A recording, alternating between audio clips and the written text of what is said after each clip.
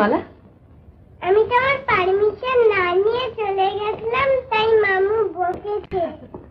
তোমার মামু একেবারে। আসতে পারে? আসুন। আমি খাওয়া চেয়েছি মামু। That's like a good girl. কিন্তু মনে থাকে যেন ভবিষ্যতে যদি কখনো এরকম অন্যায় করো, তোমার জন্য উনিও বকুনি খাবেন। তা আপনার কোনো অসুবিধা হচ্ছে না তো? না। সোয়েটার বুনছেন বুঝি? বাহ, রংটা বেশ।